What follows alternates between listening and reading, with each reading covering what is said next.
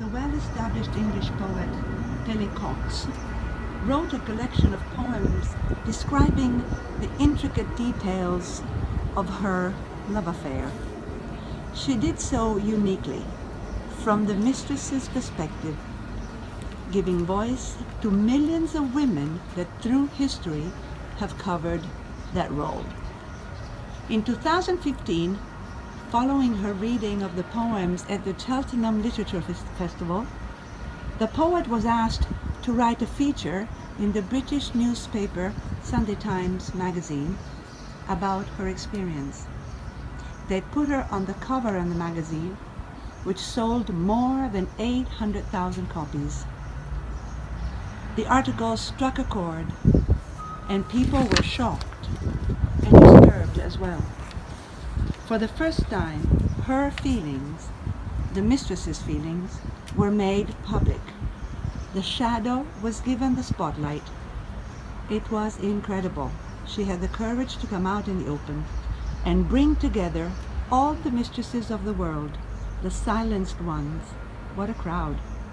This video was filmed in 2017 on a spring day on a terrace in Rome and brings to you a selection of the poems featured in the Mistress account. The reader, Pele herself, brings to the fore the sincerity and honesty of the context. The rules. Ask for separate bedrooms. Do your own thing. Do not fall in love with him. Take books, including a guidebook, so you can explore on your own if things get rocky. Have a task. Make sure he doesn't think you think it's a holiday. Take shades through which he cannot see your eyes. Take your own money. Be as blank as possible. Take a notebook to write in furiously. Think along the lines you know. Bikini, the horizon, poetry. Let him decide. Buy him a novel. Take more poetry. Some barrier. SPF 65, not just for your skin.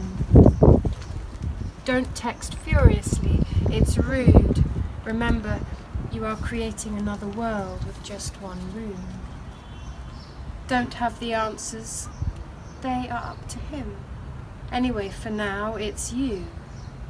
And that is a silent thing. Make him happy. Think about your self-esteem. And if you have any, cancel him. This poem is about the hotel he took me to in California. The Ritz-Carlton Laguna Niguel. He goes away. He comes back. He goes away. He takes me to another hotel. It's higher, clearer, more beautiful. It is as if our affair has been moved to a costlier ocean. That low, cool marble atrium, the dollars of footsteps and orange blossom hoisted in their garlands, higher than us even. Everyone is in white, waiting as our car rounds the bend, a swarm of help. The valets come like large white butterflies. I have been lifted to a handmade heaven so visible it hurts. Wow, wow, I said, getting out of our black car into the white release of an asylum, millionaire, America style. So this is love. I will not leave this complex for 3 days. Then we are at reception. This is the part we hate, with the names again and the silver rail with our bags, which hang like nylon meat to the lift. Along the brown marble walkway we run, Ancient Rome, Disney, Tutankhamun. So, Mr. and Mrs. Brown, are you enjoying your stay? We're not married, we say. Walking beside this man, we know what is true. For a moment he is our sect, takes us away from sense to this perfect white room, leads us to lie along the white down of a bed. I say, are you afraid of where you are? I think I hold back, he says, but coming here is the opposite of that.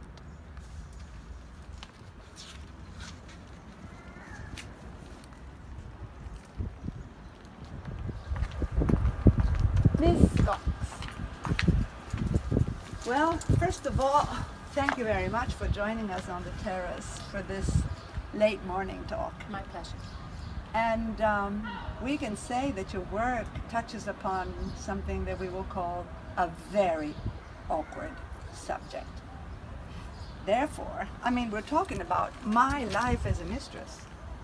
So that's pretty something. I have some questions, if you'd be so kind. Yes. I'm sure the public would love to hear your answers. Of course. I have them written down, so I'm going to read them out to you. My first question is, what compelled you to write your book of poems, The Mistress Account? Well, following one of the most extraordinary experiences of my life as a poet and as a woman, and the extraordinary tragedy of the circumstances, i.e. to lose the most important person of your life, who you were hoping to marry. The only way, well, it comes to the fore what a benefit it is to be a poet in moments like that, because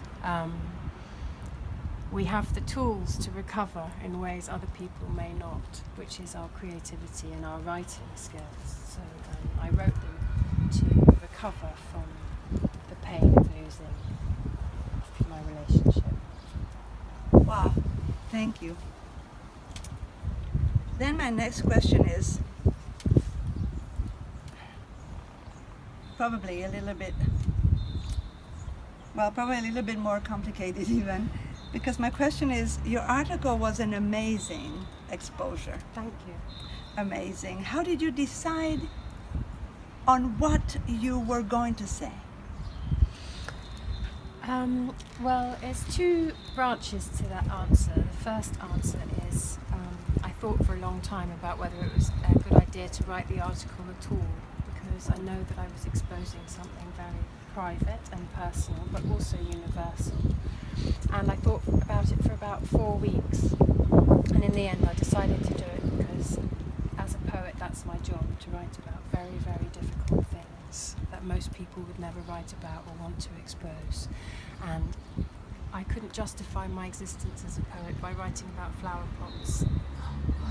So I wanted to write about real, difficult, disturbing, disruptive things, because that's what great poets have always done. But in the light of that, I didn't want to write this as a way to harm the situation or to expose lascivious ideas. It's a love letter to the end of our affair. A love letter. Yes. Well, A truthful, honest love letter. yes. Well, yes. And a mistress at the end of the affair becomes very gagged and loses her voice. Whatever I say, whatever one says, you're never heard. So in a way, this article was about being heard and finding a space, an arena to have a voice. Well, you did it in an incredible way, Ms. Cox. My third question is, what do you think? You know, it's kind of difficult to ask you, but here it is. If a man is reasonably happily married, why do you think? Why would he engage into such a dramatic shift in his status quo? I think often a man is born with dreams and ideas of himself in the world, and some are fulfilled and some are not. And sometimes he reaches a point where he feels that that has not occurred for him, or the things that have happened that were successful did not fulfill him, and he wants to fall in love and survive that kind of death by finding love, and that love he finds in a new love, often without wanting to leave his situation, which is where the fault line lies in the whole equation, and where the man in question is often at fault. At fault. He's not at fault 100% for the whole paradigm, but for that he is at fault. Mm. And it's a way of staying alive, is that what you're saying to me? A way of feeling reborn, resurrected, having a second life. A new start. Mm. Is there anything that you have not said in your poems or in the article?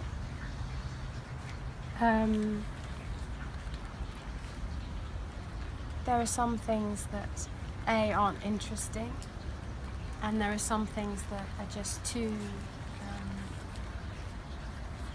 born out of things that can't be said in words, and also things that are incendiary or cruel. It was hard to find a fine line between remaining honest and not revealing too much about some things that should stay in the shadows. Would you say that this article has had repercussions on your life? And if it has, in what way? It's definitely had repercussions in a way that I never expected. I thought there'd be a large noise around the article, a lot of resistance, uproar, vitriol, understanding, support, empathy, but instead there was just complete silence, like this dead calm had fallen over what I'd done. And also a lot of people now, if they Google my name, can read about my experience, and I think that's caused some stigma around my name and who I am. It's only a part of many things that I do, which was this article, but prejudice is definitely an issue. Still, I would say it's an honor to talk to such an amazing poet that had the courage to write such beautiful lines and make them public. Thank you very much. Thank you. Thank you.